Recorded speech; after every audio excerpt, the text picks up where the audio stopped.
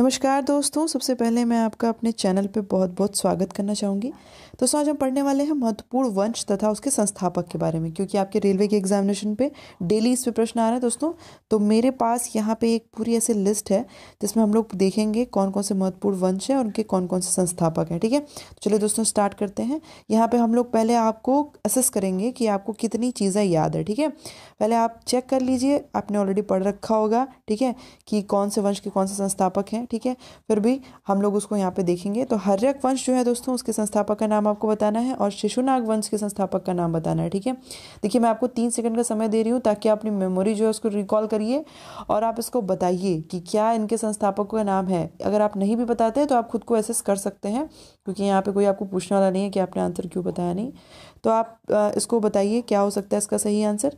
तो चलिए दोस्तों देख लेते हैं हर्यक वंश के जो संस्थापक हैं वो कौन है, बिंबिसार। ठीक है, और शिशुनाग वंश के संस्थापक कौन है, खुद शिशुनाग है। ठीक है, मुझे लगता है आपको याद हो गया होगा। हर्यक वंश के संस्थापक आपके ऑप्शन में जहाँ बिंबिसार लिखा होगा उसको टिक करिएगा, और शिशुनाग का खुद शिशुनाग है, तो ये आपको ऐसे ही देख के याद आ जाएगा। ठीक है, इसके बाद दोस्तों हम लोग आगे देखते हैं नंद वंश के संस्थापक कौन है और मौर्य वंश के संस्थापक कौन है। ठीक है, तो चलिए दोस्तों आप सोचिए इसको, क्या आपने पढ़ा था, क्या क्या आपको याद आ रहा है। मुझे लगता है मौर्य वंश आपको याद हो गया होगा, लेकिन नंद वंश के लिए आप थोड़ा सोच रहे होंगे क्या हो सकता है। तो दोस्तों आपके पास 3 सेकंड का समय है। देखिए दोस्तों, आपके याद करने के लिए मैं आपको कोई सा भी शॉर्ट ट्रिक यहाँ पे दे सकती थी, लेकिन इसके पीछे एक रीज़न होता है कि सबकी शॉर्ट ट्रिक सबको नहीं समझ में आती है। ठीक है, तो आप अपनी शॉर्ट ट्रिक खुद से डेवलप करिएगा तो वो ज़्यादा अच्छा होगा। ठीक है, क्योंकि आप उससे खुद को अपने दिमाग में रख भी सकते हैं, और सबके दिमाग में शॉर्ट ट्रिक घुसती भी नहीं है, ये भी बात है। तो उसको थोड़ा सा आप देखिए कि आप कैसे उसको याद कर पा रहे हैं। तो चलिए दोस्तों देख लेते हैं नंद वंश के जो संस्थापक हैं। देखिए महापद्म नंद जो हैं ये नंद वंश के संस्थापक हैं। तो अगर आपके ऑप्शन में कोई ऐसा नाम दिया है उसमें महापद्म नंद, जो जहाँ महापद्म का नाम लिखा है उनके साथ आपका नंद है, तो वो नंद वंश के संस्थापक हो गए। ठीक है, तो उनके नाम के लास्ट में नंद है, महापद्म नंद ही नंद वंश के संस्थापक हैं। मौर्य में भी आपका यही चीज़ लागू हो सकती है। चंद्रगुप्त मौर्य जो हैं ये मौर्य वंश के संस्थापक है। ठीक है, दोस्तों सिंपली हम लोग कुछ मौर्य वंश का तो हमेशा याद ही रहता है, और ये आपके रेलवे के एग्जाम में पूछा भी गया। तो चंद्रगुप्त मौर्य जो है ये मौर्य वंश के संस्थापक हैं। ठीक है, महापद्म नंद जो हैं ये नंद वंश के संस्थापक हैं। चलिए आगे देख लेते हैं। तो मुझे बताइए कि गुप्त वंश के संस्थापक कौन है और पाल वंश के संस्थापक कौन है। दोनों दोस्तों आपका एग्जाम में पूछा जा चुका है, रेलवे के एग्जाम में दोनों चीज़ें पूछी जा चुकी हैं, पेपर आप दे के आ चुके हैं। अगर देने वाले हैं तो भी याद होना चाहिए, किसी भी एग्जाम में बैठने वाले हैं तो भी याद होना चाहिए। तो गुप्त वंश के संस्थापक कौन है और पाल वंश के संस्थापक कौन है। दोस्तों मैंने आपको रिव्यू एनालिसिस में पाल वंश का डिटेल भी बताया था, याद भी कराया था। तो चलिए देख लेते हैं। गुप्त वंश के संस्थापक हैं श्री गुप्त। ठीक है, और पाल वंश के जो संस्थापक उनका क्या नाम है, गोपाल। ठीक है, देखिए दोस्तों सिंपल है, पाल वंश के गोपाल हैं, गुप्त वंश के श्री गुप्त हैं। बहुत सिंपल है, इसमें ऐसा कुछ मुझे लगता है ट्रिक विक भिड़ाने की जरूरत भी नहीं है, ऑप्शन देखते ही याद आ जाएगा। गुप्त वंश के संस्थापक श्री गुप्त हैं और पाल वंश के आपके गोपाल हो गए। ठीक है, चलिए दूसरा देख लेते हैं। चौल वंश के संस्थापक कौन है और चंदेल वंश के संस्थापक कौन है। दो आपको यहाँ पे दिख रहा है।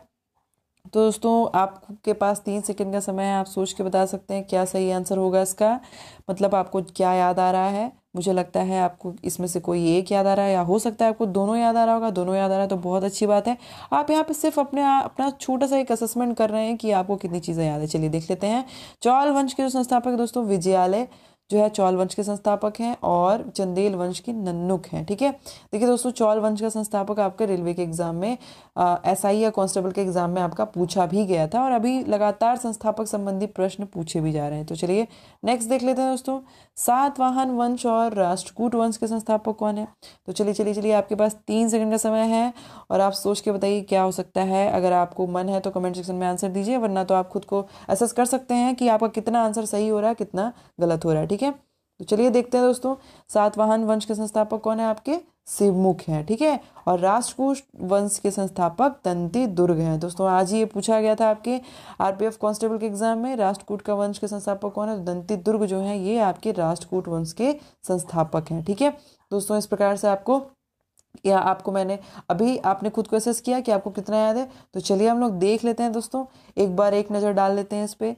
हर्यक वंश के संस्थापक हैं बिंबिसार, शिशुनाग के खुद शिशुनाग हैं, नंद वंश के महापद्म नंद हैं, मौर्य वंश के चंद्रगुप्त मौर्य हैं, गुप्त वंश के श्री गुप्त हैं, पाल वंश के आपके कौन हो गए, गोपाल हो गए, चौल वंश के आपके विजयालय हो गए, चंदेल वंश के आपके नन्नुक हो गए, सातवाहन वंश के कौन हो गए, सिमुख हो गए, और राष्ट्रकूट वंश के क्या हो गए, दंती दुर्ग हो गए। ठीक है, तो दोस्तों मुझे लगता है इसमें से मैक्सिमम आपको याद हो गया होगा शायद।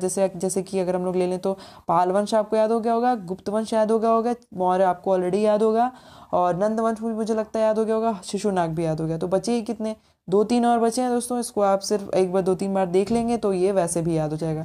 2-3 बार देखने के लिए आपको इसका क्या चाहिए, PDF चाहिए। तो PDF आपको मिल जाएगा कहाँ पे, टेलीग्राम ग्रुप पे। टेलीग्राम ग्रुप पे दोस्तों आपको @शिक्षासिटी करके सर्च करिएगा, वहाँ पे मैं आपको डेली जो भी वीडियो प्रोवाइड कराती हूँ उसका मैं PDF ऑलरेडी अपलोड कर देती हूँ, और इसकी PDF आपको वहाँ से मिल जाएगी, वहाँ से PDF अपलोड कर लीजिएगा। ठीक है, तो बस एक शॉर्ट में अगर आप इसको खोल के देखेंगे भी तो भी आपको याद हो जाएगा। अपने फ्री टाइम में भी इसको एक बार एक नज़र मार लेते हैं तो भी आपको याद हो जाएगा। मुझे पता है ये सारी चीज़ें ऑलरेडी आपको याद हो भी सकती हैं, हो सकता है बहुत लोग ऐसे भी होंगे जिनको ये पूरा रटा होगा मुजुबानी, पर जिसको एक बार खुद को एसेस करना है और याद करना है वो उसको देखे, ज़रूर देखे और एंड तक देखे। दोस्तों इस प्रकार से बहुत सारी इन्फॉर्मेटिव वीडियो आपको मिलती रहेगी।